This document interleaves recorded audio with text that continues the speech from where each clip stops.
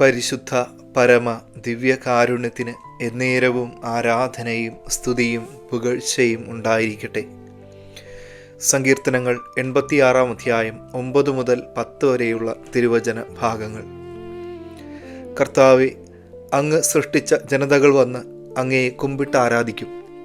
അവർ അങ്ങയുടെ നാമത്തെ മഹത്വപ്പെടുത്തും. എന്തെന്നാൽ അങ്ങ് വലിയവനാണ്. വിസ്മയകരമായ കാര്യങ്ങൾ അങ്ങ് നിർവഹിക്കുന്നു. അങ്ങ് മാത്രമാണ് ദൈവം.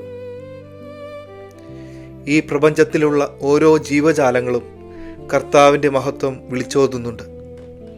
വിശുദ്ധ ഫ്രാൻസിസ് അസീസി ഇപ്രകാരം പറയും: ഈ പ്രപഞ്ചത്തിലെ ഓരോ ജീവജാലങ്ങളും സൃഷ്ടിക്കപ്പെട്ടിരിക്കുന്നത് പിതാവായ ദൈവത്തിൻ്റെ ഹൃദയമിടിപ്പിൽ നിന്നാണ്.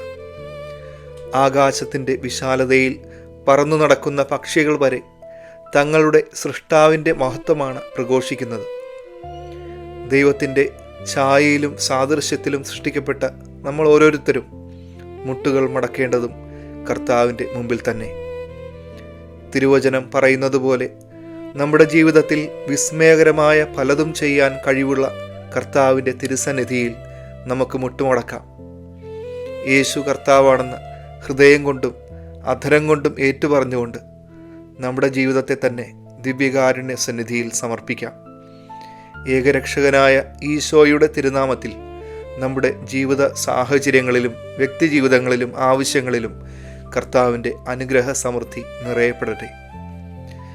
സർവശക്തനായ ദൈവം, പിതാവും പുത്രനും പരിശുദ്ധാത്മാവും നിങ്ങളെ ഓരോരുത്തരെയും സമർത്ഥമായി അനുഗ്രഹിക്കട്ടെ. പരിശുദ്ധ പരമ ദിവ്യകാരുണ്യത്തിന് എന്നേരവും ആരാധനയും സ്തുതിയും പുകഴ്ചയും ഉണ്ടായിരിക്കട്ടെ.